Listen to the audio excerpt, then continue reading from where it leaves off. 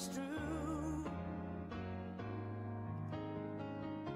I never thought that I could need someone as much as I need you.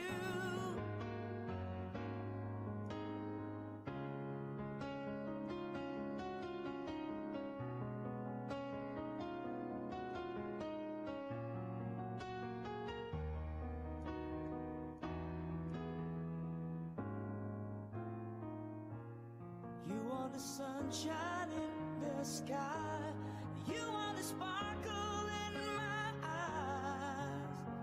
Oh, I never thought that I could love someone as much as I love you. And no, it's crazy, but it's true. Oh, I never thought that I could need someone as much as I need you.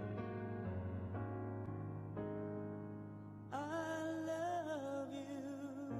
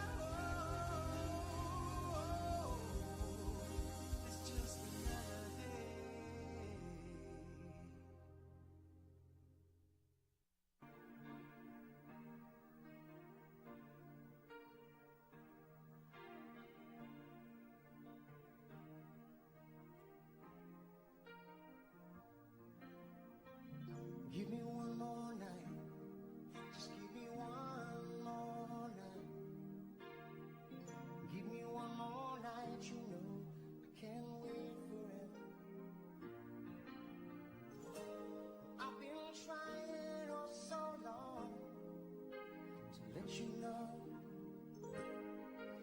you know how I feel. So if I stumble or if I fall, would you help me back so I can make you see?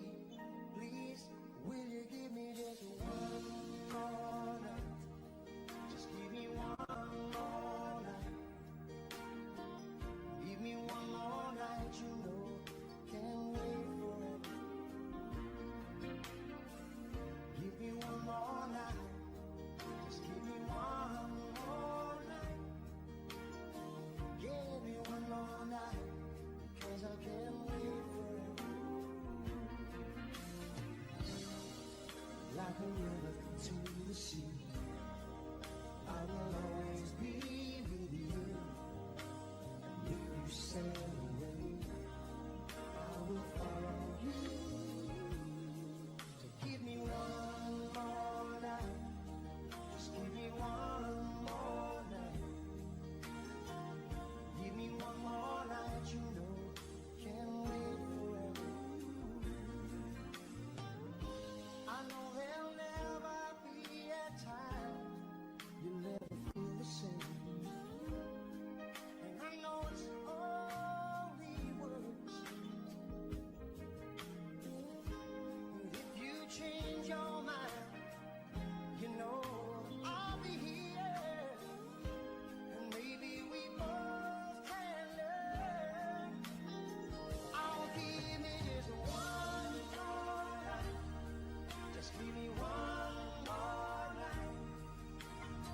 Give me one more night, 'cause I can't wait forever. Give me one more night. Just give me one more night. Give me one more night, 'cause I can't wait forever.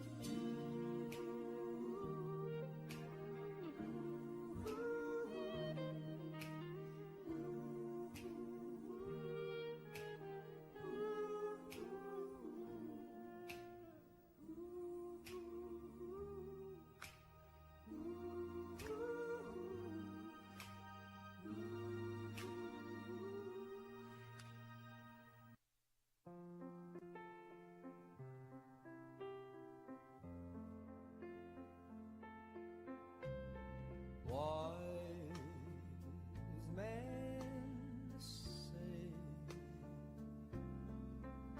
only fools rush in, but I can't help falling in love with you. Shall I stay? Would it be a sin if I can't help?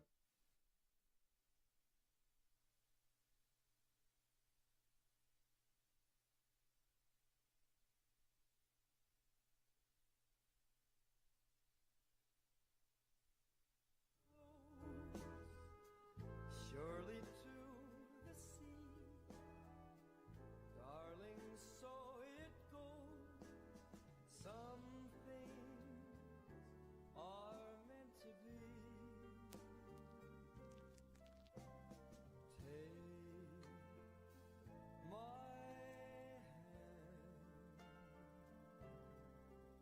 take my whole life too.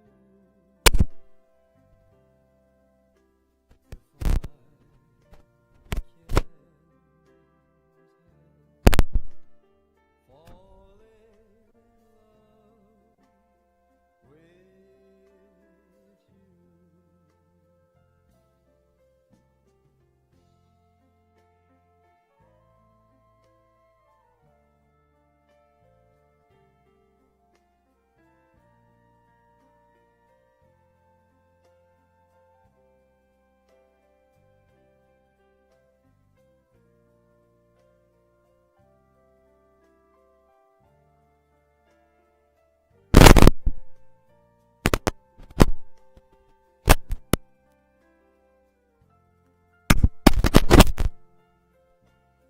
You have to use this one, Joe. One, two, this one. Yeah, we're not using the.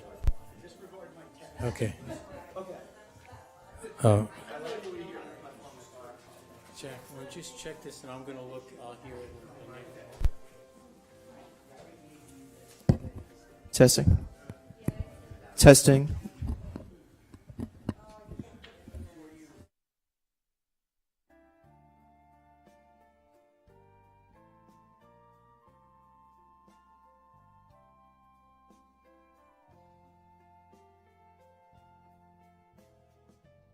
Like a river flows surely to the sea, darling, so it goes. Some things are meant to be. Take my hand,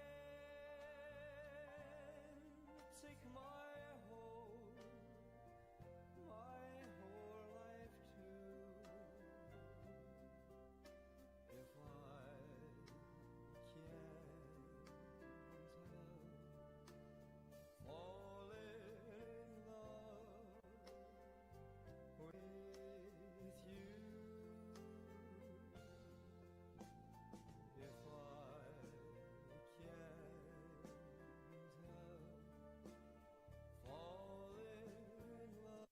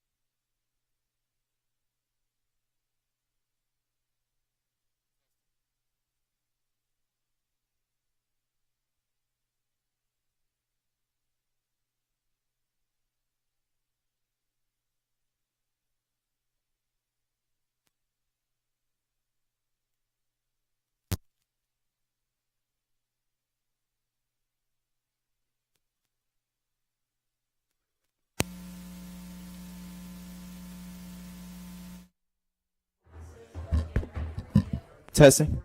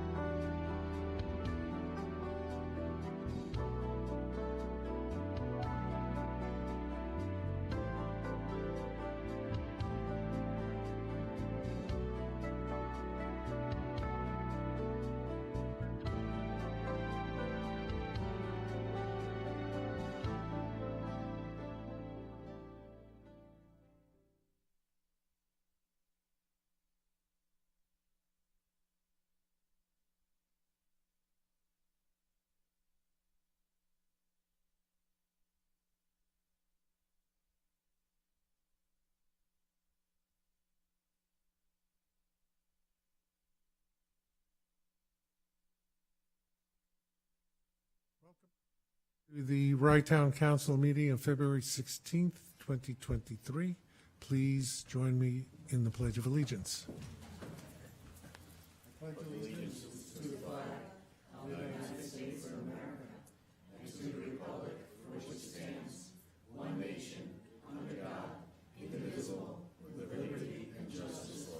Please remain standing.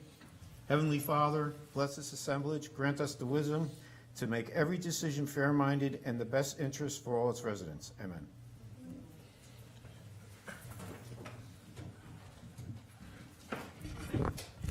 Hope, please call the roll. Councilperson Pamela Jaffrey. Here. Councilperson Jill Axelrod. Here. Councilperson Thomas Nardi. Here. Councilperson Lindsay Jackson. Here. And Supervisor Gary Zuckerman. Here. First item of business is adoption of the minutes of January 16th of 2023. If there are no additions, corrections, I would appreciate a motion and a second. So moved. Seconded. All in favor? Aye. Motion to open a public hearing on local law number 1 of 2023, an act to grant partial tax exemption from Town of Rye real estate taxes for certain persons with disabilities and income limits. Motion and a second, please. So moved. I'll second. All in favor? Aye. Public hearing is open. This is a companion to an earlier local law that we passed, increasing exemption limits for senior citizens who are below a certain income level. This is in compliance with an act of the legislature passed last year, which permits us to increase the partial exemption up to 50% when if a person with a disability, as set forth in the statute, earns less than $50,000, and that goes. It's a sliding scale down to 5% if somebody earns up to $58,400. So this is as I say, is a companion to the senior citizen exemption, same income limits. And we have it, pardon me, in 2 separate sections of the law. Am I correct, Hope? Yes. And there's not a limit on the age. This is, Thank you. You're Yeah, welcome. the other one is age limited. This is disabilities, which is defined in the law. Are there any comments from the public? No. Such a surprise. Any comments from the board? May I have a motion to close the public hearing? I'll make the motion. I'll second. All in favor? Aye. The public hearing is closed. Resolution approving local law number 1. May I have a motion and a second, please? So moved. Seconded. Please call the roll, Hope. Councilperson Jaffe. Aye. Councilperson Axelrod. Yes. Councilperson Nardi. Yes. Councilperson Jackson. Yes. Supervisor Zuckerman. Yes, thank you. And now we have a special attraction. Peter Schlachtis of the Airport Advisory Board and a resident of Rye Brook is going to give us a Westchester County Airport update. Thank you. Attraction, distraction, we shall see. No, thank you for the opportunity to address you. I apologize that I haven't done so sooner, because needless to say, We're always here, Peter. no, We're always here. that's why I'm apologizing to you. You know, the Westchester County Airport has as great an impact on our town as it does on the constituent villages and the wider county community. And let's let's just be clear, the airport is not just a local issue. It's the third largest airport in New York State, or the third busiest airport in New York State. It is larger in area than LaGuardia Airport. It's got a runway that's longer than Chicago Midway. So it has plenty of potential to be even busier than it is.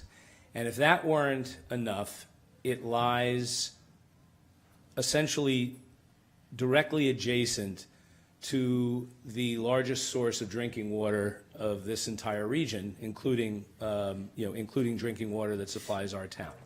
The Kensico Reservoir gathers water from 6 upstate reservoirs in the New York City system, and it funnels that water down to New York City, passing through southern Westchester on the way, and that water is used by millions of residents of Westchester in New York City. So anything that happens to the reservoir is not, is incredibly impactful to all of us from a public health perspective and from an economics perspective. And, God forbid if there were a real disaster in the reservoir, and unfortunately we had a bit of a reminder of the fact that that's not unthinkable just a few weeks ago, tragically, with the small plane that went down, yards away from the reservoir. That water is currently unfiltered. It's the largest public water system in the country that is unfiltered. And we'd be talking about a multi-billion dollar project that would impact taxes and the economy to fix a problem. And unfortunately, so number one, the airport is, it's a convenience. It's an economic driver for the region. It certainly is an amenity that, all local governments and residents around here recognize. But it could never be built legally where it is today, and it poses unique environmental as well as public health threats that all parties associated need to be kept mindful of. And in my experience, which sadly now is 15 years of watchdogging the airport, sometimes more actively, sometimes less, I've learned that there are, of course, always interests that seek to grow the airport, grow the operations at the airport, and there needs to be checks and balances. Because one thing you can absolutely rely on is that an airport, if you build it, you must let them come. The FAA does not permit do-overs. Oh, that hangar was too big. Oh, that terminal has too many gates. Oh, we're unhappy now with the resulting air traffic and everything that emanates from that. Tough luck. You can't undo anything that happens at the airport, or at least it is an incredibly difficult thing to manage. So the challenge has always been, and the county has recognized it, to manage facilities and infrastructure at the airport in a way that keeps a lid on unchecked growth. And there certainly have been successes in that regard. We have a terminal use regulation, right, which is a county law that limits commercial airline traffic at the airport. Excuse me, Peter, it's an agreement. The terminal use agreement. So there are thank you, Supervisor Zuckerman. It's important to distinguish between the terminal airport agreements and the terminal airport procedures law. There were terminal airport agreements for decades. Because even before our current terminal, there was a small, Quonset hut, it was called. And the Quonset hut was truly limited in what it could, and it was stretched to the limits. And as a result, there were terminal use agreements with airlines so that no airline would unfairly use up the resources of the terminal. Because of things like that, the county was able to pass a local law in 2005, I want to say, or thereabouts, and codifying the principles of those agreements and making it a legal requirement that airlines continue to sign terminal use agreements with the airport going forward. Those terminal use agreements are all set to expire at the end of next year, which doesn't negate the law, which would require presumably other agreements, but it does set up a very, unfortunate dynamic where the county's going to be, trying to negotiate with all the airlines essentially at the same time. The airlines have leverage, the county has leverage, and we'll have to see what happens. But, it's something to keep an eye out for. So that does limit, that agreement, that law limits the use of the airport by commercial airlines, but except for about 70, 80 days a year around the holidays, which is why sometimes around the holidays we notice the airport gets kind of crazy. That's because the airlines purposefully ignore the terminal capacity of the terminal capacity, and since they're not bound by those terminal use agreement limitations, they schedule more activity in the airport than the terminal is really designed to handle. Sidebar. The rest of the airport, 85% of what happens more or less at the airport is private, corporate, charter, air taxi, all kinds of non-commercial aviation that is unlimited except for what the safe carrying capacity of airport infrastructure can hold. Okay, so, and again, we've got a huge runway, there's a lot of facilities already at the airport, which is why the county legislature in 2003 passed a resolution declaring it the policy of the county and of the legislature to not expand facilities at the airport. Now keep in mind, none of us can control the airplanes that go in and out. The FAA has, at the federal level, there are laws that remove local control from that. We don't control the airspace. We can't close the airport at night, which is why there's only a voluntary curfew in place. Although I would argue that there are certainly still tools available to the county to incentivize operators to respect that voluntary curfew more so than is currently happening. And I'm glad to say that the county, in my role on the Airport Advisory Board, the County Airport Advisory Board, we just received a report on steps the county is taking to use at least some of those tools. And there are some hopeful initial signs there. But the county passed this resolution, the county legislature passed this resolution, hasn't always been adhered to or respected, but it is a bench line. It is something that many residents have relied on in purchasing homes near the airport. Yes, we all knew there was an airport there, but yes, there's been a longstanding county policy against airport expansion, which gives everyone the right, including local municipalities, to speak out in favor of the notion of maintaining that non-expansion posture. But again, what the county can control is the building and upgrading and expanding or not expanding of all the facilities at the airport. The gates, the terminals, the private terminals, the hangars, et cetera. And certainly, of course, the runways, taxiways, et cetera, and parking. All of this goes in to how many planes can ultimately take off and land at the airport. And just to be clear, compared to a couple of years ago, obviously there's a lot more traffic coming in and out of the airport, but we had a pandemic. The interesting thing is, even compared to just before the pandemic, there is now more traffic coming in and out of the airport. You can go back and find a time when there were more planes and flights in and out of Westchester, if you go back enough years. But the evidence suggests that at that time, the average size and therefore impact of the planes on communities was considerably smaller than now. The private aviation, Commercial airlines are using bigger planes, significantly bigger planes.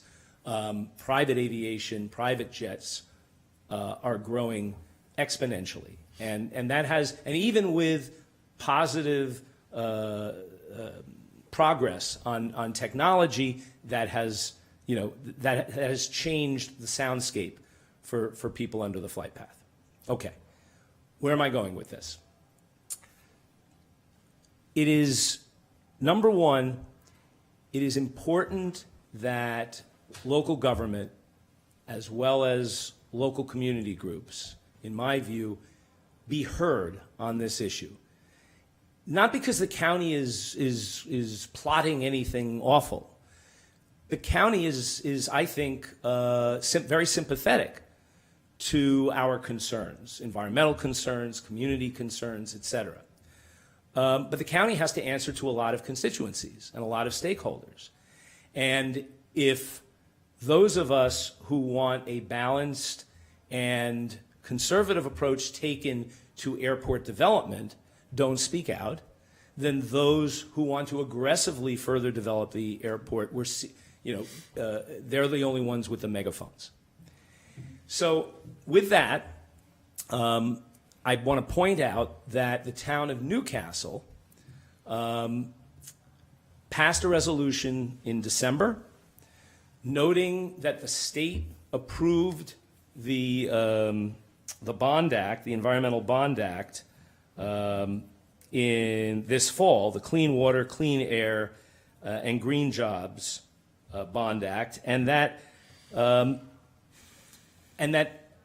goals of that referendum, essentially, are incompatible, sustainable, more sustainable and environmentally friendly clean air, clean water goals are fundamentally incompatible with expanding operations at an airport that is 85% private aviation, which pound for pound is one of the least sustainable, most polluting, most impactful activities that we humans have figured out how to do.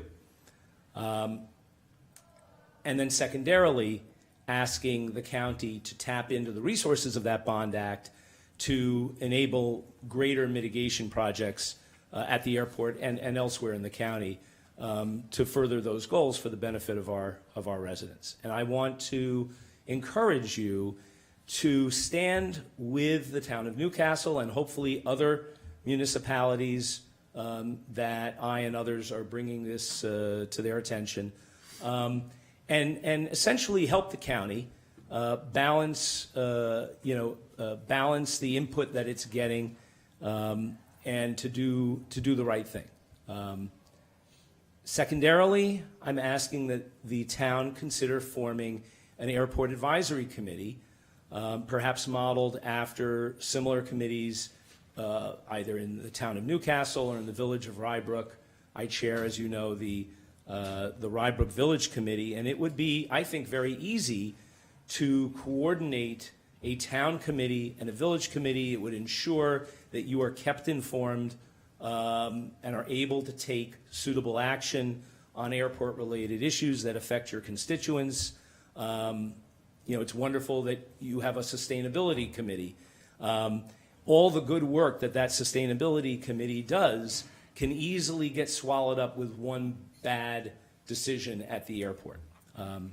So I want to offer, on my own behalf, to help coordinate resources between the village and the town to make it as easy as possible, to the extent that the village has model legislation, model procedures, et cetera. The same, those could be put at the disposal of the town. And, once the town nominates people to such a committee, the town committee and the village committee could work together. That said, the town, of course, would ultimately you would make your own decisions, the village would make its own decisions, and, the town committee and the village committee wouldn't have to agree on everything either. So those are the two concrete suggestions I wanted to make. I'm also happy to answer any questions you may have, whether it be on the the airport master plan revision process, which is ongoing but likely to reactivate in the coming weeks, or the millionaire private hangar proposal, lawsuit, and environmental impact statement that, by the way, I can tell you that the county announced that just earlier today that they had received a 75-day extension on the public comments period for that 1,000-plus page environmental impact statement that would otherwise have expired, I think, tomorrow. So that's 17th. yeah, that's right, exactly. So that's good news. Or any other related specific issue at the airport, there are certainly plenty to choose from. Thank you very much. Let me ask questions from the council. Anybody? Who? You. Well, you think I have questions, huh? First of all, one question. Peter, is there any size limitation on the airliners that can come into the county, based either on the runway or, for example, we're all familiar with the 737s and things like that. What about the 777s and 787s and A390s? Yeah.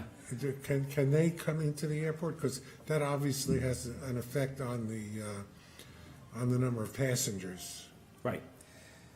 So with respect to commercial airlines, the main restriction is that no matter what size plane they bring in, there can only be 240 passengers getting off and on a plane combined in any half-hour period.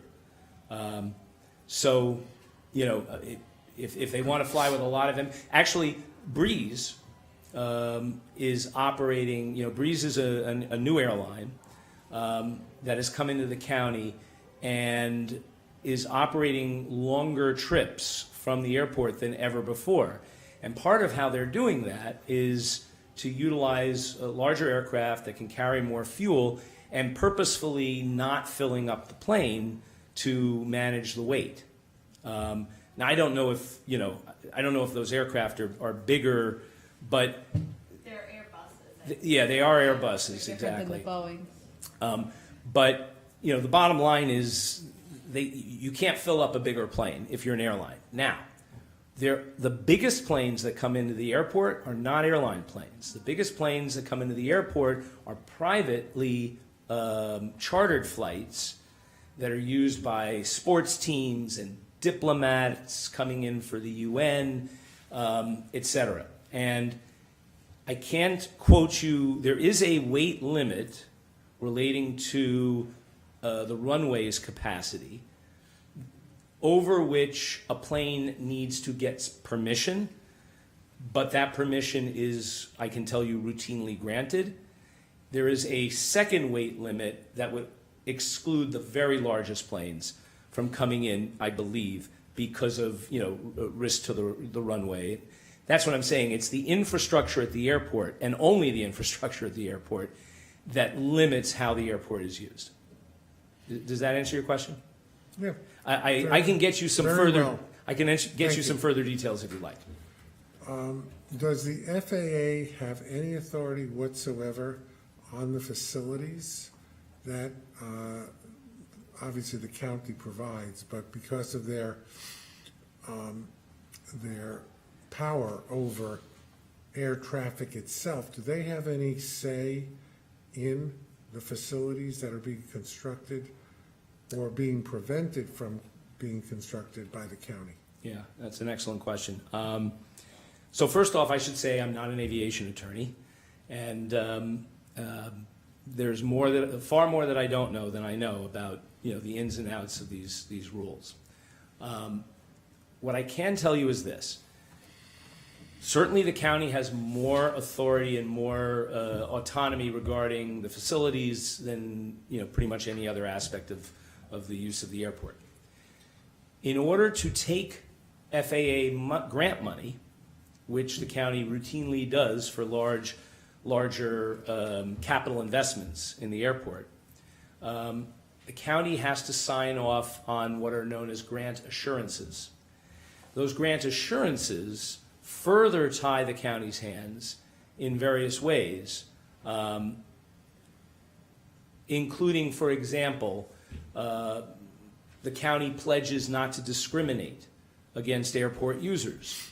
So there's a concern that you build one hangar for one party, all the other parties can now point to that principle in your grant assurances to pressure you or pressure the county or potentially take the county to court to say, hey, we deserve the same consideration. Obviously, there's a lot of factors to consider in a situation like this, but it's a real concern that constrains the county's freedom of action with respect to the facilities that it would otherwise own and control. And there's certainly plenty of other grant assurances that can touch upon those types of choices the county would. Is that part of the issue with Millionaire? It is. The county Airport Advisory Board released a letter of recommendation to the county last month on Millionaire. One of the main Why don't you just briefly tell the audience what is Millionaire? Yeah, As thank opposed you. to somebody with a lot of money. Right. Well, it's an aptly named private company that operates what's known as a fixed base. It's known as a fixed based operator, but that doesn't explain much. It operates a private terminal and facilities at the airport that it uses as a private company, including hangars, including tie-down parking spots for airplanes, including acting as a gas station for private planes at the airport. So it is one of several that operate at the airport currently. So that's Millionaire. It has taken the lead in recent years in attempting to take older infrastructure and replace that infrastructure with not only newer but bigger infrastructure. And the prior administration, during the prior administration, the county approved a enlarged terminal facility and hangar, and now it's proposing to take down an older but still operable hangar for light planes, small planes, and build over it a much bigger hangar for large private jets. Now I've lost track of the question, but I think we answered it. I think you did pretty well.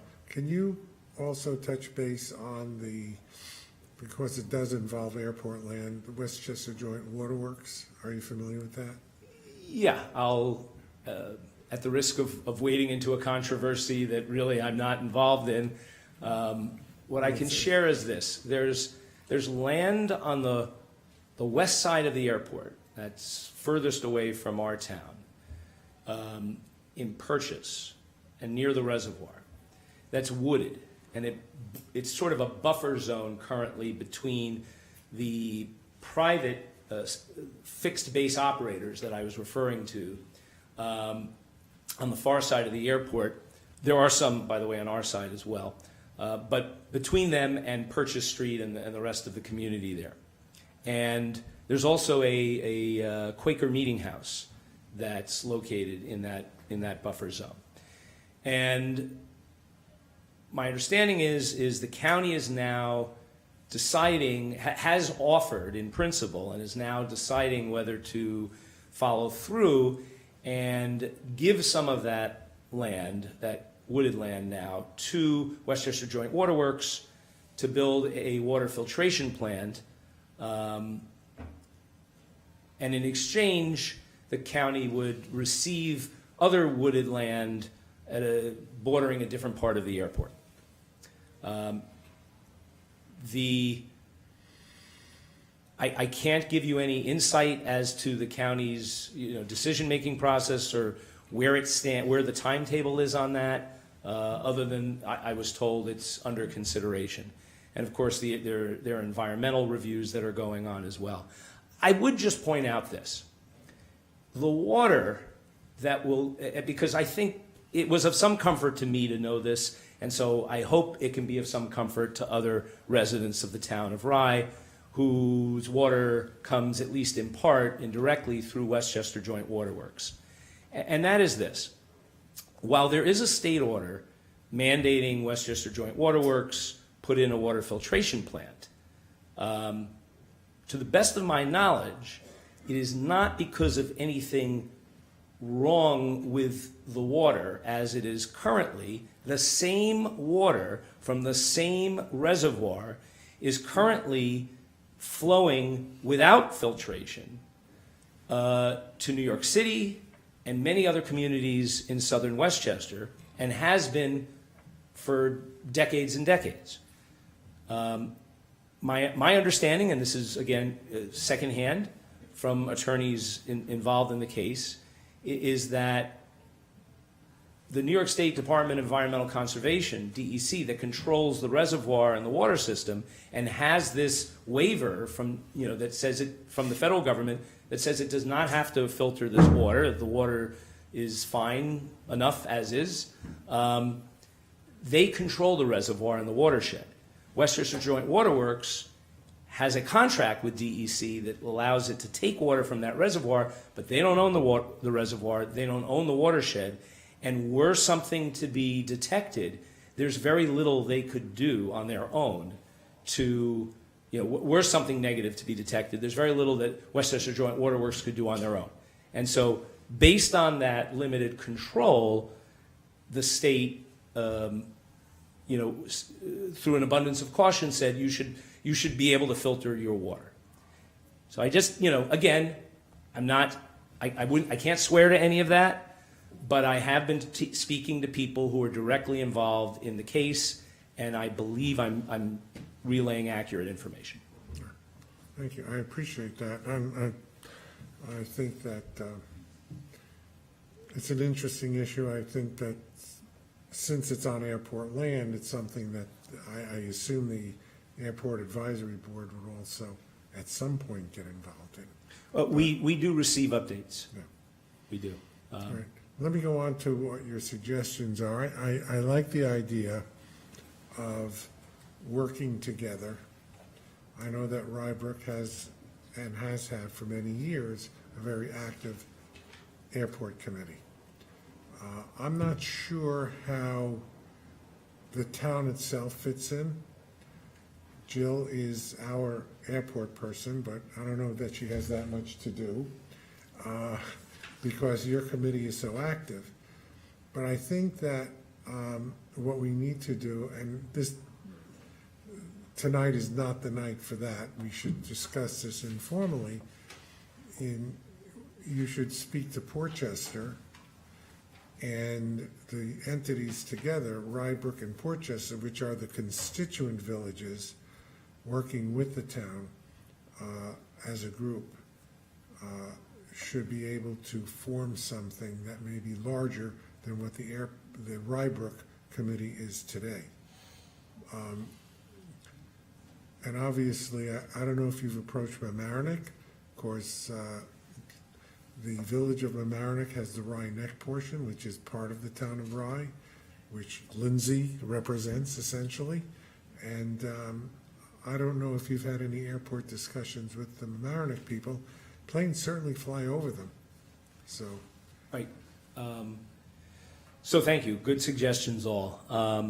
I have had some discussions with the village of Portchester. Obviously I can't speak for them, but I have some reason to feel optimistic that they will take some action to organize an advisory group there as well.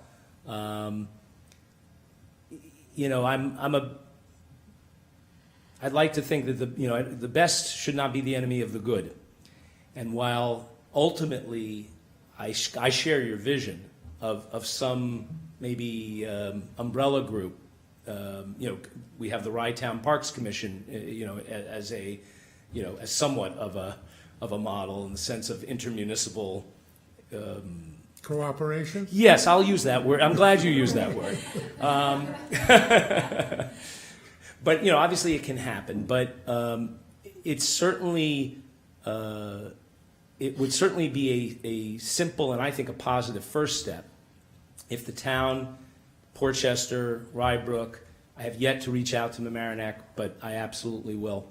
That's something that you have control over, that could happen quickly, and if ultimately that yields to a larger, better approach, then fantastic. But the fact of the matter is there are serious issues and decisions that will be made at the county level on the airport that could impact what happens there for decades to come in the coming months.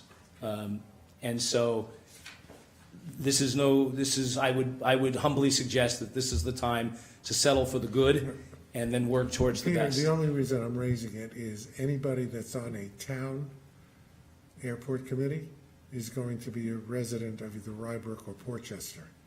There's no separate town entity out there that does not encompass Rybrook and Portchester, as well as the Rye section of Mamaroneck. But what we can do All true. is what we do with the Sustainability Committee, and we can be the framework that brings these communities together to talk That's why, and present a united front. Pam, that's exactly what I'm getting at, and why we need to talk offline and not necessarily to discuss it in a meeting, but in a roundtable situation with the appropriate interests involved doing it. Because I think we're all on the same page. It's just a question of what form it will take. Right. Understood. And I agree. If something's happening at the airport, my feeling is we should have some sort of machinery in place so that all of the municipal leaderships representing the affected residents in our, whether it be the villages or the town, can be efficiently and timely informed, and then respond and ideally speak with either one voice or harmonious voices, and do the same with our counterparts in other towns around us. I mean, it's the town of North Castle, the town of Newcastle, the town of Mount Pleasant, and the town village of Harrison. All of them are essentially at your level of government. And so, to have Do they each have an airport committee of some kind? Not all of them. Not all of them. Well, I can take one step myself. All of the entities that you've just mentioned, all of the towns, the supervisors meet on a regular basis, and I can raise it with each of those supervisors and discuss whether there could be any kind of an umbrella type organization that we could set up. I think that would be a fantastic initiative. It's a wonderful idea. And any way that I or the Village Airport Advisory Council can be of help, we would love to be. All right, very good. Anything from the council? Otherwise, Peter, thank you very much. It was an excellent presentation. Very much appreciated. Great. Thank Well, you. likewise. Thank you. Thank you. Take care. You're welcome to stay for the rest of the meeting. It's very exciting. It's enthralling. So sorry. All right, moving on. Resolutions. First resolution is appointing Gordon Casement as our acting town assessor. As most of you know, and people watching this meeting who don't know, our assessor of approximately 10 years, Denise Knauer, resigned, and her last day was February the 10th. Gordon has been our senior appraiser for, how long, Gordon? Almost 6 years now, and he has got the educational qualifications to be an assessor. And so, resolution on tonight is to appoint Gordon as our acting assessor, and the town will be conducting a search for a permanent assessor. The process has already started, and we fully expect Gordon will be one of our applicants, and look forward to moving forward. So, Gordon, do you want to say anything? Or should we, let's appoint you first. May I have a motion and a second? May I have a motion and a second? I'll make the motion. I'll second. Are there any comments or additions, anything? No? Please call the roll. Call the roll. Oh, I'm sorry. Yes, sir. Please I call was the waiting for roll. him to say something. Okay, Councilperson Jaffe? Yes. Councilperson Axelrod? Yes. Councilperson Nardi? Yes. Councilperson Jackson? Yes. And Supervisor Zuckerman? Yes. Now, Gordon, would you like to say something?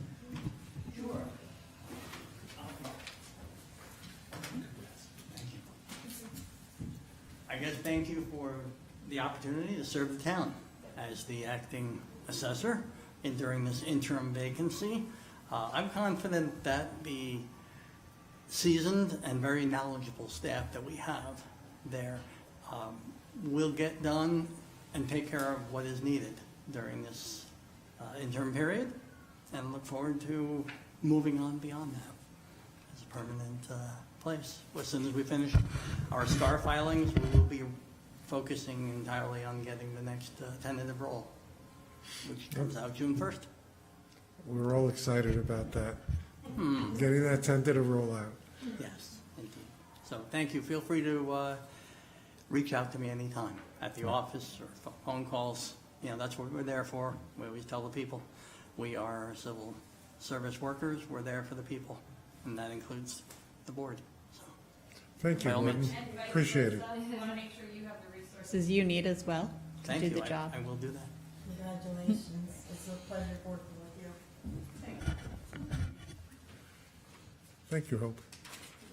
Our next, this is assessment business for most of the rest of the meeting. A resolution retaining Edie McCarthy, McCarthy Consulting Services for 1 year as our consultant regarding assessment matters.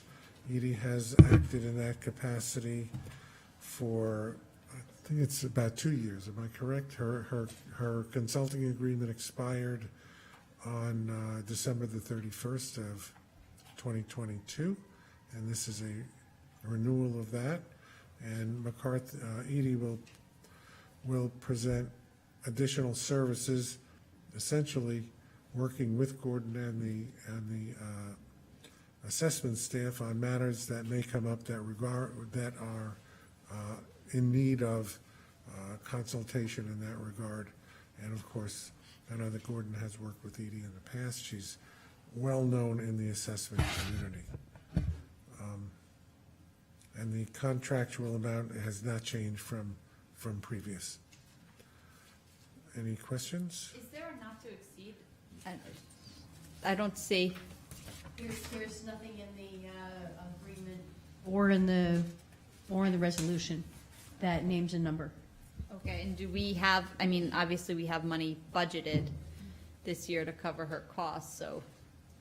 Well, we haven't changed that from last year, so we were certainly able to cover her under last year's. Contractual services. Correct. But now we're looking to, because of the situation, use her more. Right, which had not been anticipated when we were budgeting for 2023. Do we know how much we paid her last year for the whole year? Roundabout? I'd have to look up how Okay. much we paid her last year.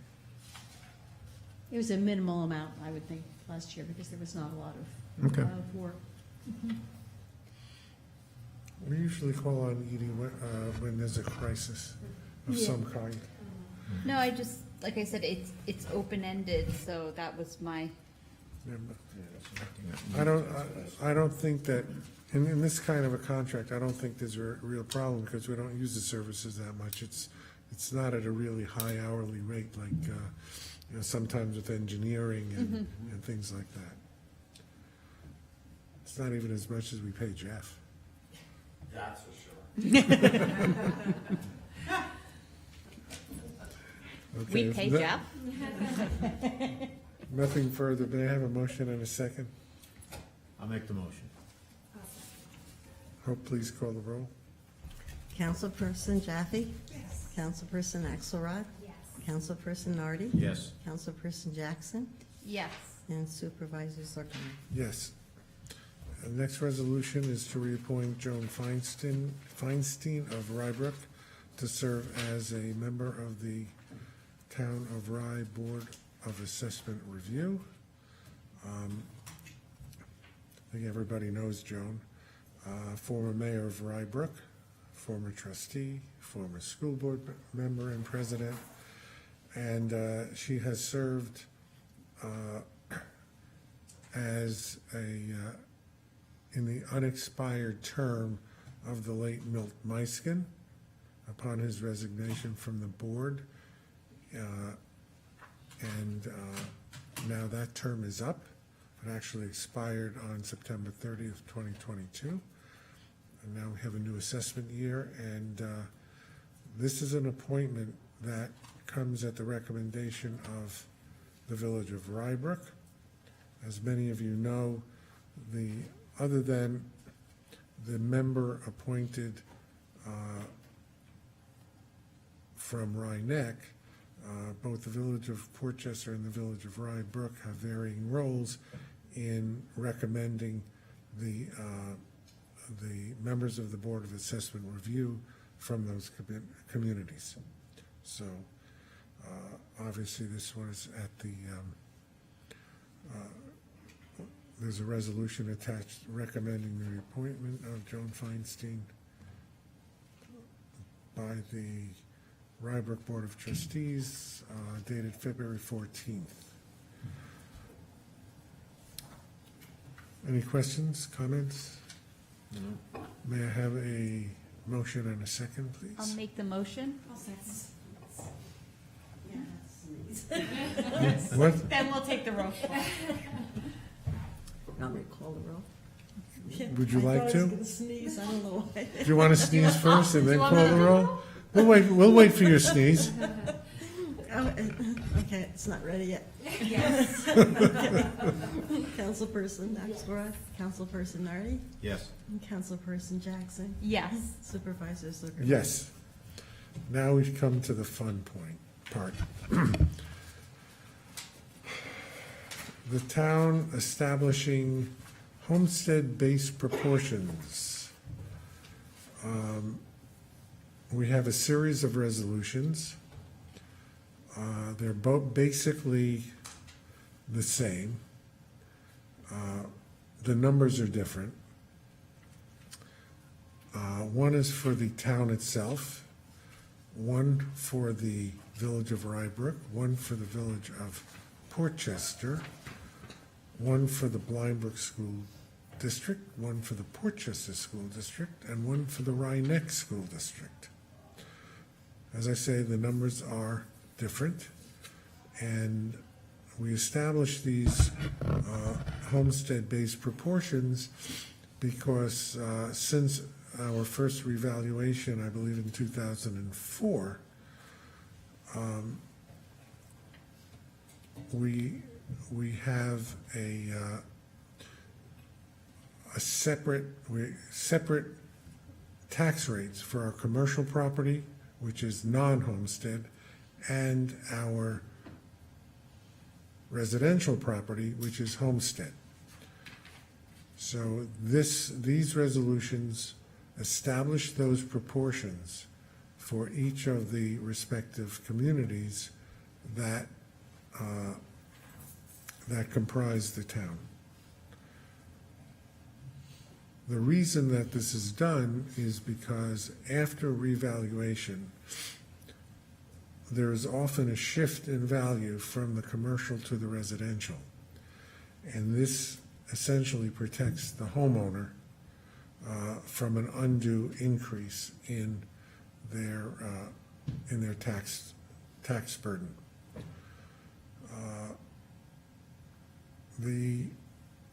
As I said, I can't emphasize this enough, the proportions in each community are different.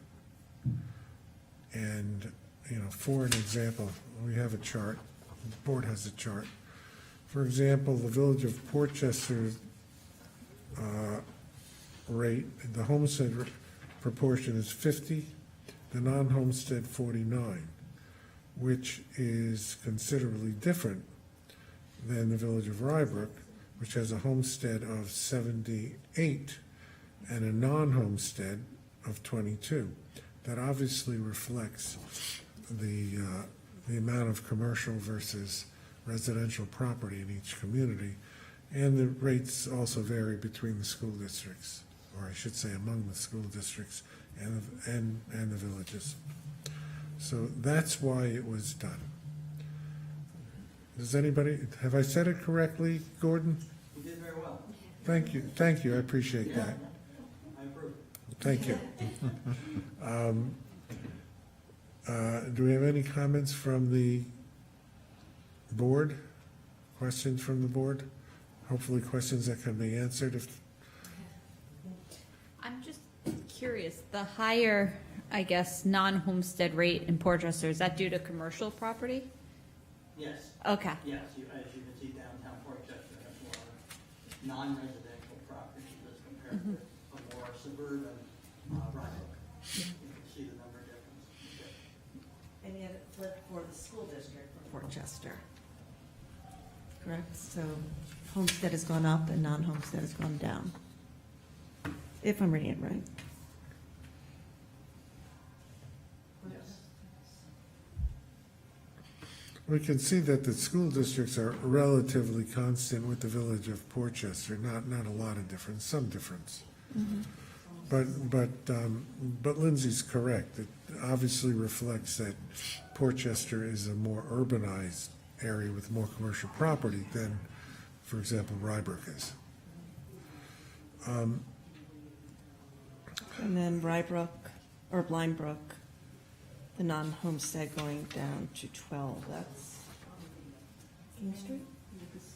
Oh, I don't know. Pardon me? I don't, Rybrook, or Blindbrook, going from 14.8 in 2021 to 12.98 in 2022. And that's going over to the homestead. Yeah, I mean, these calculations are complicated, and we actually just received the final calculations today, and the reason for that is they have to be verified by the state of New York. And we don't publish these and approve them until the state says, go ahead and do it. So that's where, if you want to see a big difference, look at the beginning, back in 2007, for example, where the Village of Portchester was at basically 61% homestead and 39% non-homestead, to today, the 60 became 50 and the 39 became 49. So there's been a shift over, the last 12 years or so. And, that reflects, development, land values, et cetera. So, but as I say, these calculations ultimately are approved by the state. Any other questions? If not, we're going to take them one at a time. I'd rather do them all at a time, but I think we need a separate vote. And I'm not going to call the roll on this. I think we'll do a voice vote. The first one is Resolution 6.4, establishing the homestead-based proportion for the town of Rye. May I have a motion and a second? I'll make the motion. I'll second. All in favor? Aye. Next one is establishing the homestead-based proportion for the Village of Rybrook. All in favor? Aye. Next one is establishing homestead-based proportion for the Village of Portchester. Make the motion. All in favor? Aye. Establishing a homestead-based proportion for the Blindbrook School District. Second. All in favor? Aye. establishing a homestead-based proportion for the Portchester School District. So moved. All in favor? Aye. And establishing homestead-based proportion for the Rye Neck School District. I'll make the motion. I'll second. All in favor? Aye. All right, none opposed to any of them. Thank you all very much. Our next resolution is authorizing the appointment of Brian Mortimer Sullivan as a consultant for the Town of Rye Sustainability Committee for event planning. Brian is a successor to our very wonderful Melissa Greco, and I think, Pam, you should handle this as Sustainability Chair. Can you please open up the resolution? I had the pleasure of meeting Brian at the Portchester Marina in November on a freezing day. Very hastily pulled together community cleanup because Debbie and I realized we had no Melissa. And this is now a tradition in the town and the municipalities that we're going to do this event. And I spent a good afternoon with Brian talking about the environment, talking about the work he's doing with the village of Portchester, talking about his goals. And I then called Debbie and said, I think we do have a new Melissa on our hands. I'd like you to meet Brian. I would invite you to come up, Brian, and talk a little bit about your passion for sustainability and what appealed to you about this position. But what Brian is going to do is create the lacework, tie the knots between all the different municipalities. We have the villages, we've got the school districts, we have all these different pieces and parcels of groups that partake every year in these ever-growing green events that we do. And you really need someone to run the engine on the event and to make sure everyone is doing things in an appropriate timeline, make sure that we're doing it with everyone's safety in mind, that there are waivers, that there are supplies. And he seems like a very organized gentleman, and we're very excited to bring him on board in this position. So, Brian. Thank you, Pam, for that introduction. It's really not much more complicated than that. I've served on the Beautification Commission in Portchester for 2 years now. In that time, I ran our cleanup site at the dog park. I really suppose it's just that much. I want to see this improve. I want to see this continue, and hopefully see it expand in coming years. So, thank you very much. Thank you. I Thank know you. you told Debbie you have an interest in local governance, so this is a good way to be the connector and run an important piece of one of these committees. Thank you. May I have a motion and a second? So moved. I'll second. All in favor? Aye. Resolution to retain the services of John Zicka as our on-call property management and maintenance services. Debbie, you want to take this one, please? Explain. Yes. I think we all know who John Zicka is. Just tell us. So what we're doing. intermittently, it's important that contracts with the town go out to bid to make sure that we are gaining the best services for the best price for the people of the town of Rye. And it had been about too long since the on-call handyman contract had been out for bid. So that is what we've done. And we posted this bid in a number of places, and we had more than one proposal, and Mr. Zicka submitted a proposal and is the best value and the best price for the Thank you. town. So I recommend, based on his stellar history working with the town, that that I be permitted to re-engage him in that role. Very good. Comments from the council? I think that Mr. Zicka has been part of this town for a long time. He's done great work. He's stepped in some of our darkest hours or most confusing hours when things go wrong, and I can't be happier to renew this and continue to work with him. I think this is amazing.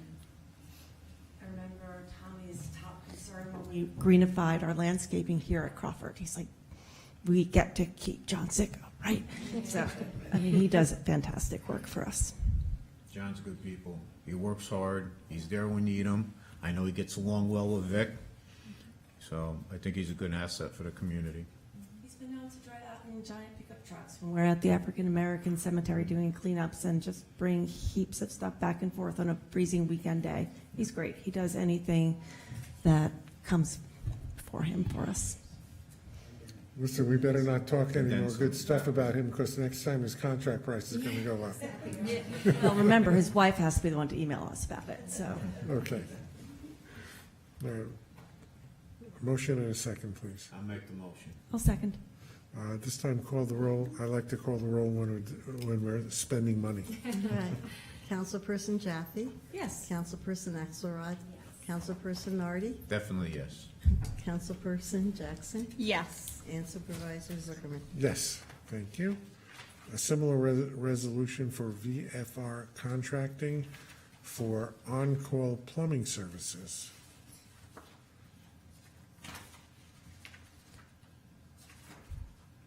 Debbie, wanna- This, and I will also invite Vic Federico to say a few words if he cares to. Once again, it is appropriate for us to put contracts out for bid.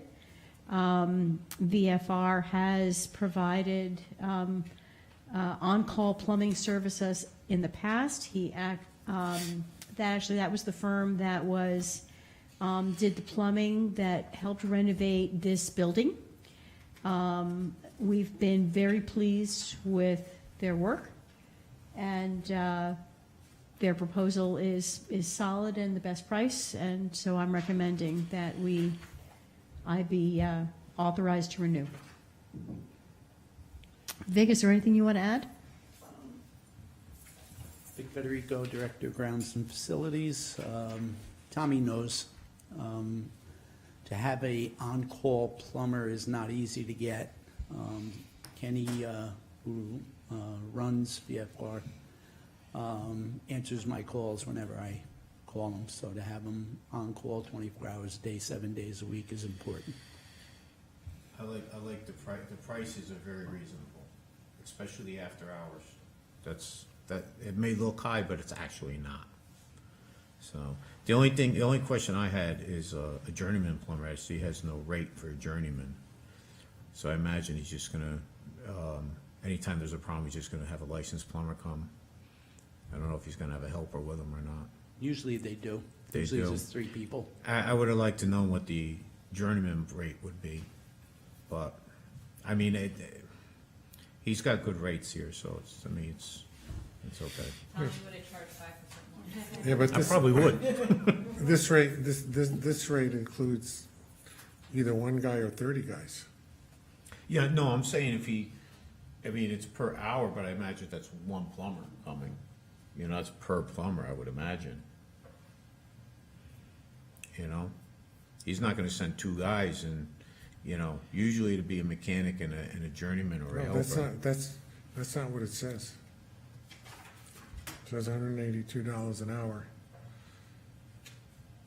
Is there, I don't see the attached RFP response, Debbie. Well, the proposal's not there? No. No.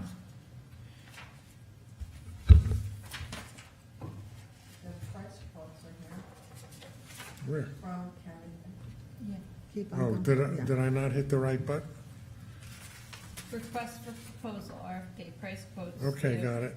But, I Yeah. only hit the and reso. as Tommy pointed out, the licensed plumber per hour. The licensed plumber per hour is fine, and the overtime rate is fine. But if he's gonna bring an additional, like, help, because usually they're gonna bring a mechanic and a helper, they very rarely bring out 2 mechanics. So, and that would be per man. I doubt very much they're gonna send 2 guys out, it's only gonna be $182 for just, you know, it would be double that. That's why usually you bring a mechanic and a helper, and then there'll be a helper's rate. Tom? Yeah, do you want to hold this? It might be best for us just to verify and. Yeah, I'd just like to know what the helper rate would be. I mean, I have no problem with the mechanics, the mechanic rate is fine. But very seldom, when you're gonna have an emergency, because I know from my experiences, if I had somebody come and I got water coming through the ceiling, I'm not going by myself, I wanna get it done, I'm gonna bring somebody with me. Do you want to pass this and then get clarification? Or do you want to hold this? Because the journeyman plumber does not have a rate on it. No. So to me, that's free. Now, if Yeah. it's not free. But it's not gonna be If it's not free. free, we really need to Because know. he's gonna have his journeyman, he's gonna get a lower rate than mechanic, and his after-hours rate is gonna be, it's gonna be after hours, but it's gonna be, Well, do you know what's Time happened and in a the past? Have we used him prior and had a situation? We've been using him right along. And what have we been Do we have any paying? sense of what we've been paying? If there are you said, you'll bring X amount of people, are we paying? Usually it's the one price, usually. okay. If it's been, Okay, listen. Do Yeah. that. But let's pass this because yes, that's a reasonable price according to Tommy. Yes. More than reasonable. it is more than reasonable. So, and since Tommy's expecting we would pay more if there's a second person, if we're not paying more, that's even better. Yes, that's even better. You don't even have to Pass suggest it it. before. Okay. Before he changes his mind. Exactly. Yeah. Catches on. Okay. Did we have a motion and a second yet? I'll make the motion. I'll second. Call the roll, please, Hope. Councilperson Jaffe? Councilperson Axelrod? Yes. Councilperson Nardi? Yes. Councilperson Jackson? Yes. And Supervisor Zuckerman? Yes. Our next resolution is approving Palette Pro as a painting contractor for both the Continental Manor footbridge and the Crawford Park Pavilion. Pallet Pro is a local company, correct? They're located in Port Chester. Yeah, they've done work with us Yeah. before. In Plenty fact, of times. They're great, and I love to see companies from the town. I would also say that they participated in community service Yep. programs here. They painted the benches. That's out here. exactly right. Yep, they helped the high school students paint the benches. Yes. The So Continental, basically, they painted the bench. the Continental footbridge, that was my first project when I was superintendent of highways. you don't want to talk about that, though, do you, Tommy? Huh? You don't want to talk about that? No, that was, Especially about the Coast Guard? yeah, yeah, Okay. that was, They're affordable, yes. very, in comparison to our high bidder. Yeah, the prices are very good. Okay, may I have a motion and a second? I'll make the motion. I'll second. Call the roll, please, Hope. Councilperson Jaffe? Aye. Yes. Councilperson Axelrod? Yes. Councilperson Nardi? Yes. Councilperson Jackson? Yes. Supervisor Zuckerman? Yes, thank you. And that concludes our resolution portion. Reports. Gordon, you have anything to add? You don't have to. Just do you want to? No? Okay. Thank you. Crawford report is Camille on. I know she's not well. Did she come Zoom? There she is. Hi, Camille. Welcome. Apologies for not being there in person, but at least I think I have the information you're looking for. I'm going to ask to share my screen.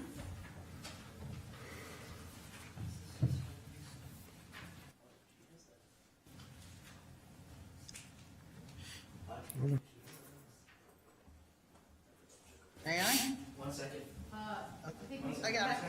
from the other computer. I believe I have it. Yeah. Wonderful.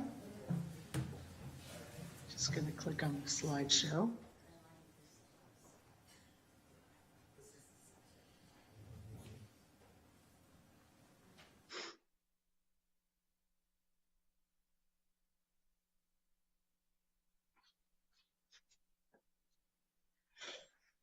Well, that's not really nice.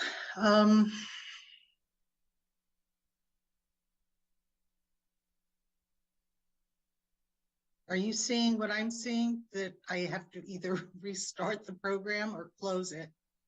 Not sure why. Oh, restart, Patrick is suggesting you restart. Okay. Just the program, not her computer. No problem.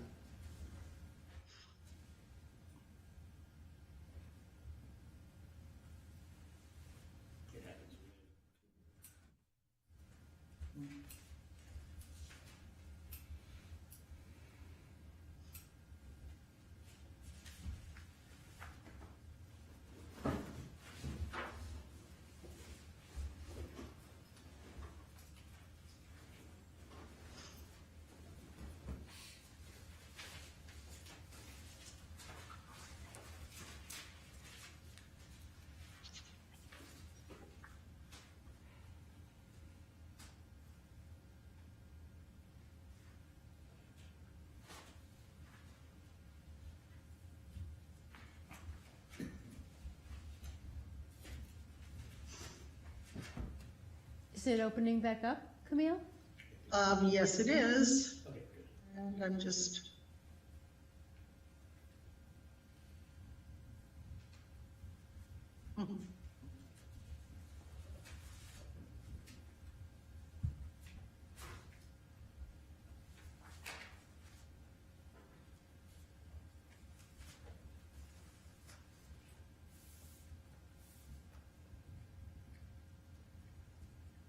It's opening.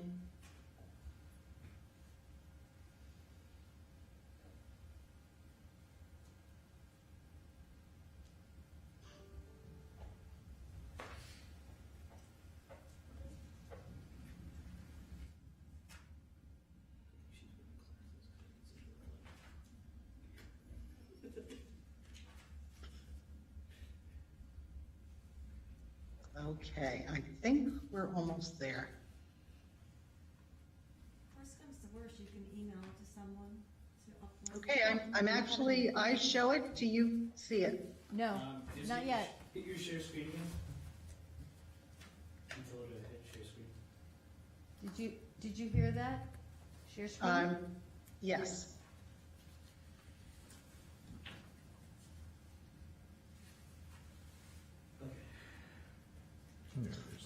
Almost there. Okay. So, thank you everybody for your patience. This actually is the first slide I'm going to show you is basically what I have shown you in our past reports.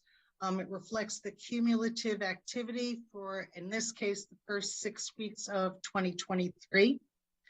And also, as we talked about last year, we're now going to be able to compare our current numbers to the same time a year ago. So in terms of the number of inquiries, last year we had 49 by the middle of February. I don't know what you mean by. Okay, sorry, Siri's butting in here.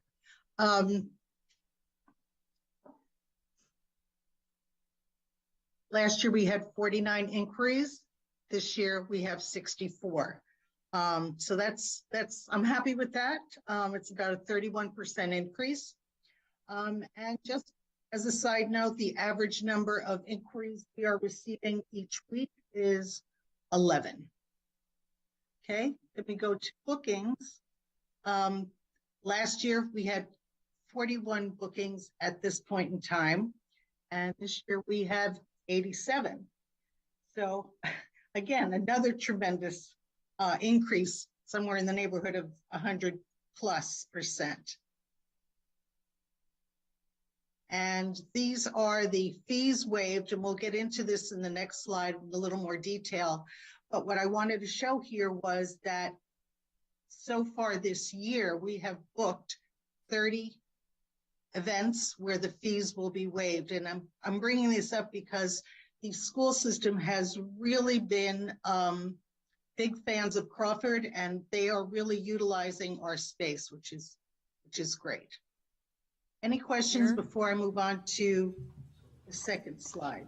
This is year over year based on same time period last year? Exactly, the first 6 weeks of 2022. So we've seen 100% growth in the Yes. same 6 weeks. Yes. With more bookings than we have inquiries. Because the inquiries are from January 1 to February 16th. The bookings, this is the bookings overall for the year so far. So as of yesterday, we have 30 bookings from nonprofits, municipals, et cetera. Just it correlates with the bookings, the 87 bookings that we have in the second square. Are the inquiries, are we getting multiple bookings from some inquiries, or are there bookings that came in 2022 for calendar year 2023, which would account for the increase in the larger number of bookings than inquiries? Correct. The inquiries are just as of this January, what we've received in 2023. Okay. And the bookings are what we have on the books, which many were booked last year. Okay. And also remember, the 41 in 2022, that was a COVID time. So through March, it was pretty slow for us. Okay. Move on. As we get into the spring, when the bookings picked up last year. They probably mid-April to May. Okay, so as requested and as promised, we're going to be looking at the revenue dollars a bit differently than we did in the past. Tonight's report is a work in progress. I would like your feedback with regard to how I'm showing you the information, as well as is this the information you are looking for. And before I get into the numbers, I just want to thank Dave Burns, who very patiently provided guidance with regard to both terminology and content. Okay, so the first column, January revenue received. This is money, any monies we've received as of January 1st of this year. Oh, sorry about that. Okay. So it's the revenue that has come in. Now that could be for events, it could be security deposits, et cetera. So it's the number that is minus the security deposits and the gratuities. Okay. Questions on that? Okay. Our employees for the events, because that has to be deducted as well to show what our profit would be. And yes, we are getting to that. Okay. And Sorry. No, that's okay, no problem. And you'll see that, because I know the questions that you may have, I'll hopefully be able to answer, but a lot of the numbers that I'm showing you the numbers are very fluid for the events because we have people providing a deposit that we're going to hold on the books maybe for a year and a half. We can't really charge any labor against that event until it actually happens. So I'm going to walk you through where we are. And this is January, based on Dave Burns' recommendation. When we talk about revenue, we're going to be doing it month by month. So this is by month end of January of this year. So the second bar, which is $2,807, this is event revenue. Okay, this is money that we have received for events that we executed in January, minus the deposits and the gratuities. Questions on that one, on that category?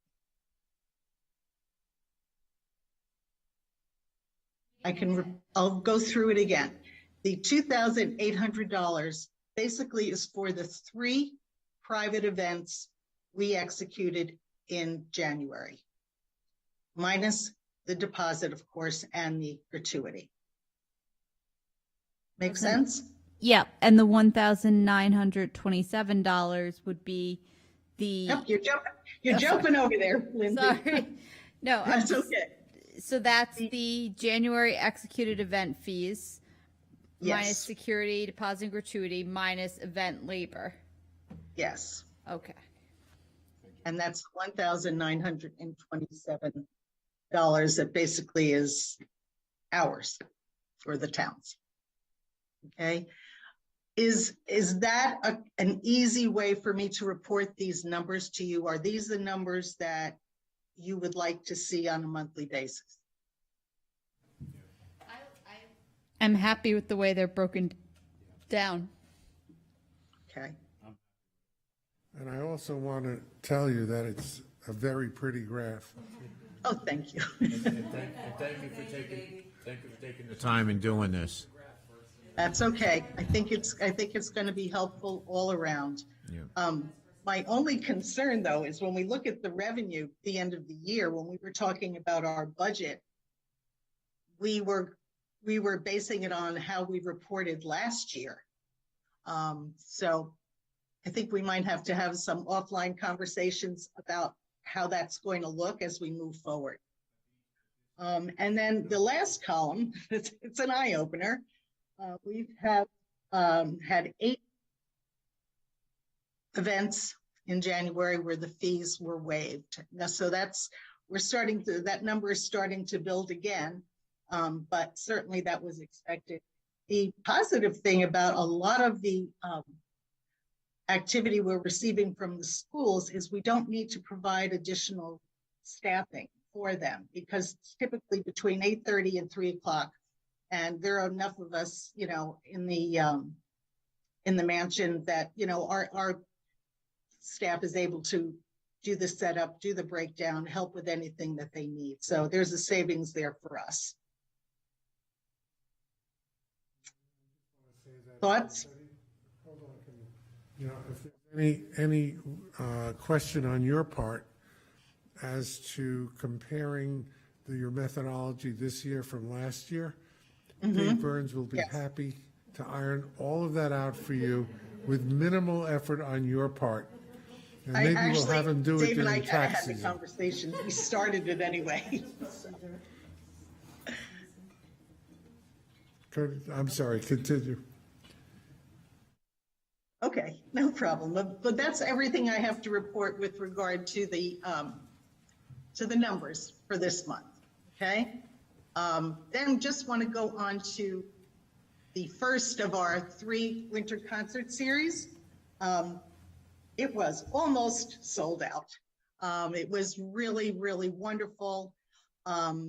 We had a total of 70 people in attendance, 22 of them. And I found this a really interesting number, that 22 of the people actually purchased their tickets at the door. So I was very glad we had that option. I was glad we had enough seats for the 22 people that did not purchase online in advance.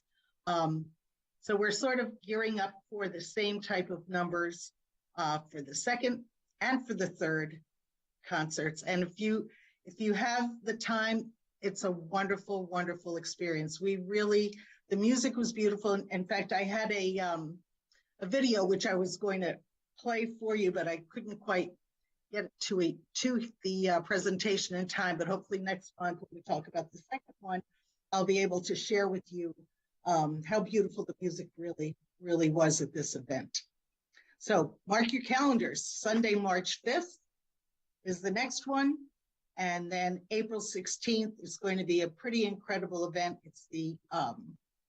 It's going to be all the cellos. So there's 8 cellos that are going to be performing on that day. So it should be pretty spectacular. Okay. Just one thing. I think your numbers are a little bit off on the slide. 58 and 22 is 80, not 70. Oh my goodness. I love that. Thank you very audience. much. She's technically correct because it says total audience is upward of 70, which 80 is upwards of 70. If you Technically- wanted to be technical on it. Technically, yeah, but I like the number 80 more than 70. But then, if she put 80 there, it would be wrong because it wasn't upward of 80, it was 80. No, we could eliminate the plus. Right. Two questions. I Two just- questions. I just want to say one thing. I was there as well as Debbie, and it was a wonderful concert. And I have to tell you, the acoustics there are absolutely unbelievable. I heard one of the audience members saying that it sounded as good as Philharmonic Hall. The acoustics are totally incredible there. And, you know, just by happenstance, I don't know how, but I was sitting in the back row, and I felt, not only could I hear everything clearly, I could distinguish the individual instruments. There was a quintet, and I could hear them. It was just absolutely marvelous the way it sounded. Would you like to hear a little bit? Oh, thank you, Vic. Vic's got it. Yes, it was his clip that I was going to be using. I don't know if we're gonna get the How long full- was the program? An hour and a half with a short intermission.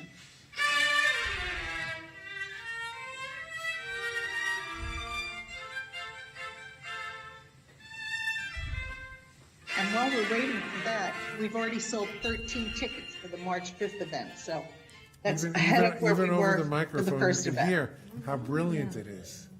Yeah.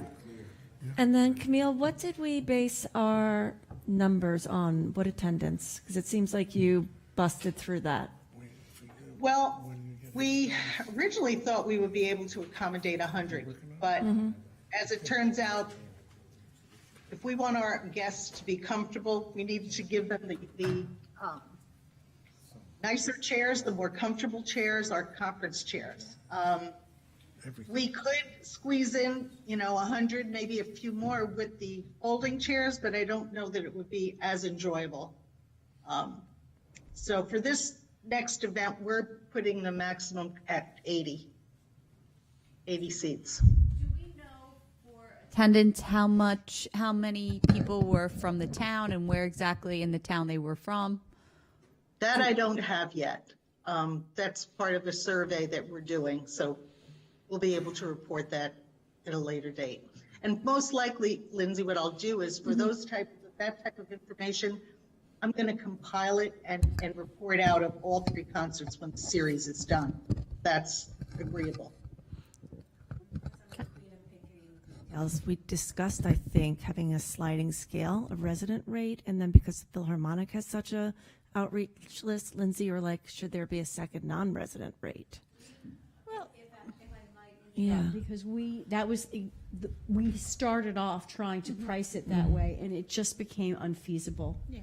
Okay. We could just not, Which we is couldn't do it. Couldn't Which do is it. fine. Okay, I just that's like fine. to hear that the residents use it. That This was our first event. We're learning. Yeah. I like Yeah, the idea of yeah. having a lower online price and then coming to the door, you pay a little extra at the door. Yeah.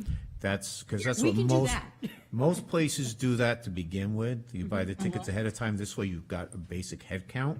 And then anybody after, they got to pay a little extra because they didn't do it online and give you a head count. Yeah. And then should you hit more than 80, it becomes standing room. Camille, I'm just looking at the pictures and squinting, but it looks like you did make accessibility accommodations there for the people in the front row. Yes, we were very aware, because we had also got a couple of calls to make sure that the mansion was, ADA compliant. And so, yes, we were expecting them, and we were able to accommodate them with no problem.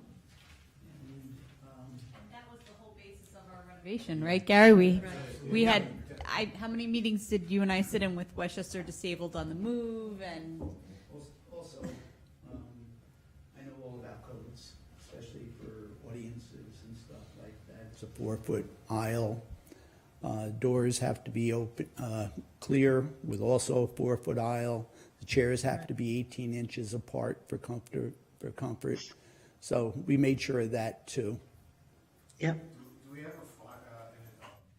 capacity limit downstairs of the fire company? It's 393. 300, oh, okay. I think we have plenty of room, okay. It's like the county of Westchester said our limit at Oakland Beach at like 8,900.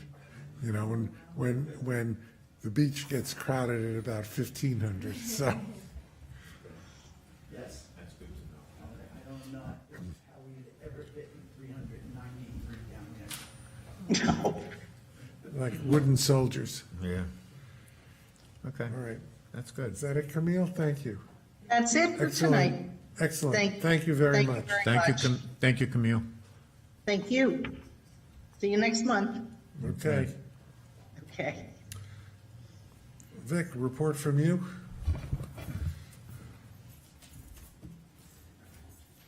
Okay, first of all, this beautiful winter we're having What winter? is allowing us to do a ton of work outside.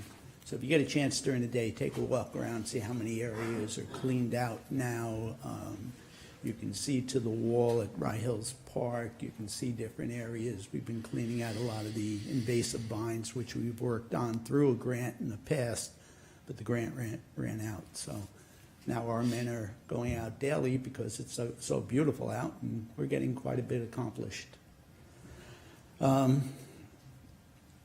Last Wednesday, the RFP for the cottage was listed and went out. Today, Gary, Gianfrancisco, and myself were to meet the contractors at the house. 4 of them called up and couldn't make it. The 5th never showed. So they're going to be doing it on their own, checking the house out, and they will be getting their RFPs back by, I think it was April 30th. Or was it March 30th? I'm not sure exactly, but I thought it was March. March 30th, I'm pretty sure it is. Yeah. That's why I said I'm not quite, sure. Gary, our supervisor, myself, and Anthony Zano from the engineering firm walked the roadways here at Crawford Park last week, and a paving RFP will be written up soon for us to see, and then I would believe it will also be going out. Gary gave me a little bit of news, the Butler Building. We're working hard with Rybrook.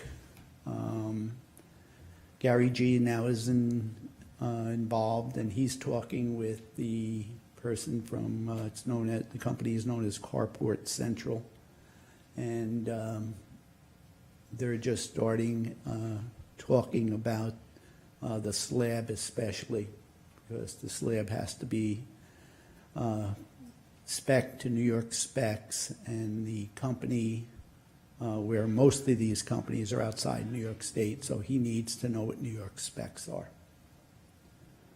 One more thing, I'm glad, Pam and Debbie took interest in something I brought up about a week and a half ago.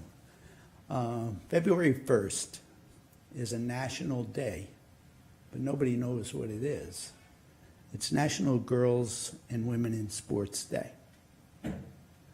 7 years ago, I started a program in Yonkers that's still running now, and it's the empowerment of young girls and women, not only in sports, but in life. We're going to have a short meeting tomorrow, and I hope this and everybody will get involved with this, because I believe it's a national day. Everybody should know about it. And one other thing, we've been coming up with a few ideas. We were thinking about a container garden to be put on here, community garden. After talking with the culinary teacher downstairs who works with children, we're looking at possibly, or thinking about making this a culinary teaching garden, where it's farm to table, so the kids will grow their own vegetables and learn how to cook with them. It's just a thought, but I just figured I I'd like throw it out that. here. I think that's great. Yeah. I was just wondering, where do you want to put it, whereabouts? Okay, I had a meeting with the Friends of Crawford Park, their wildflower garden out there. Mhm. They're gonna meet and talk about relinquishing half of it to us. Half the, We had spoken about doing container gardens for people in the community who, you know, aligned to what PC is doing, but who don't have yards, who don't have space. And would that grow from something like this? That could, yes, very easily, Because that would help with food insecurity in the area as well. yes. I rather see this as a first step in that. Yeah, first step. Exact Yeah. direction. If we have children who are learning how to grow their food and then cook their food, that can absolutely expand into their parents' learning Mhm. and more Right. programming. And working with our lovely local news to spread the information about it. my question would be, for tilling the, tilling the garden, could do it like, for kids to get community service, get high school kids, junior high school kids to help so they get community service and you till the garden? Well, we're looking to make this a container garden, so we're gonna Containers? raise it. So you're gonna Yes. have raised ones? Yes, Okay. and we're gonna knock everything down there and create walkways and, You mean the mugwort you're gonna knock down? yes, Yeah. the mugwort that grows. There's no milkweed, right? We have milkweed growing in a few areas on the property, yes, and it is a native. We would never get rid of that. Not back No, there, we would plant no. more. That's why. Yeah, no. I asked. Yeah, we were No. actually, thank you, working with the county to Yeah. move these milkweed gardens over. They won't go anywhere. Do you have an idea, or do you have somebody in mind who's gonna build these? Or Or you're gonna buy them pre-built? we do have help. I built my mother's, that's enough. He knows how to do it. I know how to do them. It is our, Yeah, it could be. You know, you can, yes, that's what I'm trying to get, like, you get them as kits. You get them in kits, they come in different sizes, different lengths, and they take a little bit doing to put together, but Yeah. they're not all that difficult to put together. no, I put them together, but I also have help. Yeah. Gary, what is our, she's not our prosecutor, she's yeah. Brandy's husband, Pericles, has volunteered to help work in this garden. And if you've been by his house, I mean, they also are walking distance. yeah. And Okay. he's a very active member of this. I like the idea, I think it's a great idea. I just want to see, I like to get more of the community involved, and I know high school kids need their, community credits. Right? Well, they can come and help us clear it out. They can come And any they day. can help build Vic's it. got They plenty can build for it. them. We could teach them to build Yeah. it. That's the one thing Exactly. we know about Vic. He's got work for everybody. You get the three high schools involved, Rye Neck, Rye Brook, and Portchester, and then you have, and I think it's a good way of getting Rye Neck involved too, to start coming to the park. Yeah. Well, No, I- we've emailed the guidance counselor there. Yeah, and I would believe they have some trade courses there, and there's probably carpentry. So, Yeah. We Vic, could if work it we- out. We've All already right. reached out to Blindbrook and Portchester about the cleanup on the 28th. They're both interested in participating, and we actually have you would know, we have a program at Blindbrook High School where the last month of the year after the APs, the students have to find an internship and work for a month somewhere. So my daughter, weed whacked here, like that was her internship. But we actually have someone who's coming from Blindbrook and wants to work on green things. Okay. So it could very well be That's great. Yeah. a project. High schools are a great resource. Yes, they are. All right. But Vic, Portchester thank you is very much. Much appreciated. very interested in doing more community service with us. All right. So, Finance report. Nothing additional, okay. I have a question. I have so many questions. Is it a finance It's for- question? No, well, kind of. We You're passed getting, by, we're finished with Vic. You went fast. You didn't let me do my question. Okay, go ahead. I got caught in on volunteers. Paving, when would you anticipate that being done? After the RFP? Because there are ulterior motives at play. Oh, definitely. We've talked about that. Gary and I and Anthony have talked about that. We would definitely look at the lowest, activity-wise time of the year. Can't be done in the winter, can't be done, late fall. So we'd look, I would say, we'd have to do it in the spring or in the fall. We would have soccer and stuff like that. We may have to close half the park and open the other half of the park as the entrance and the exit. We're still discussing things like that. Okay, I think I What's floated in your this by mind? you. I floated it by you. Amanda Timchak and I are already starting to work on Pride. And one of the things that we were thinking of doing, and I was going to ask Lindsay, if there's a rainbow walk anywhere in Westchester, because it would be really great to have all the students, because Amanda's already reaching out to students, create a rainbow walk here at Crawford. But Vic has said we need to be paid first. Well, I thought we did do the pathway.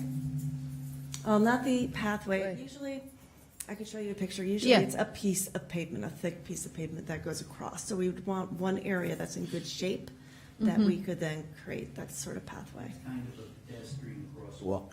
Yeah, let Oh. me see if I can get a picture. So- We're not paving the entire Crawford Road because there's portions that were just paved in 2019.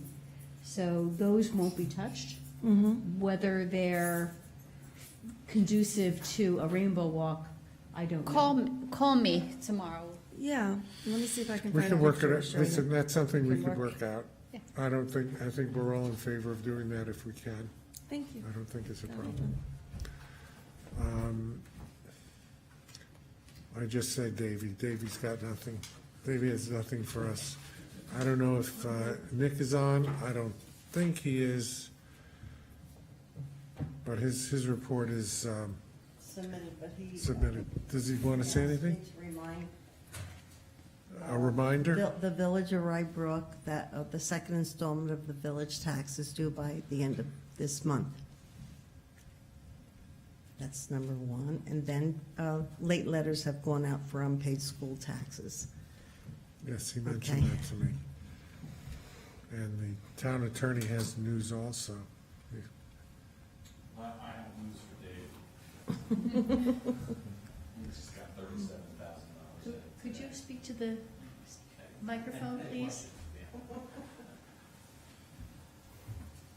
Our early efforts to collect in REM receivables that are 2 years old, these are liens now, they've gone to lien, is bearing fruit.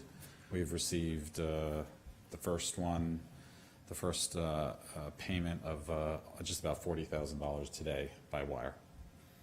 And we're expecting, we have about 17 properties that are potentially going in REM, and I'm working on cutting that down before we have to file.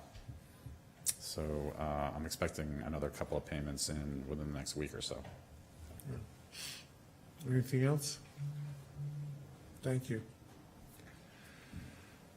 Hope your report is submitted. Do you want to add anything? Yes, one more thing.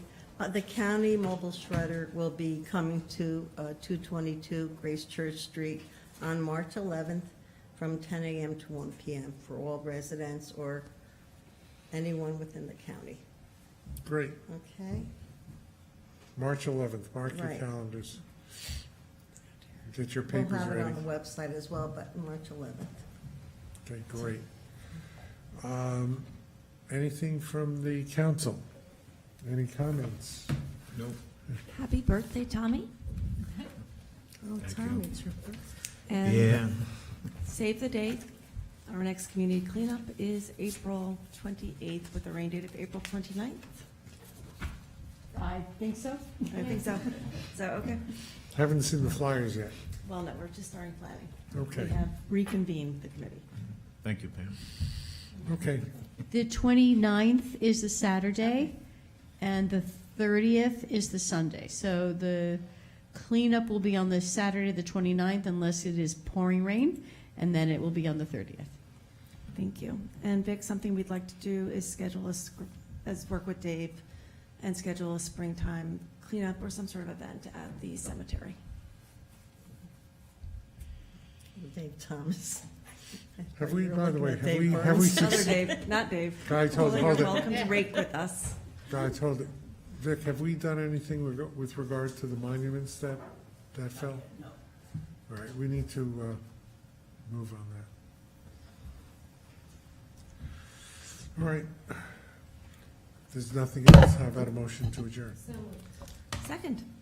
All in favor? Aye. I'm sorry.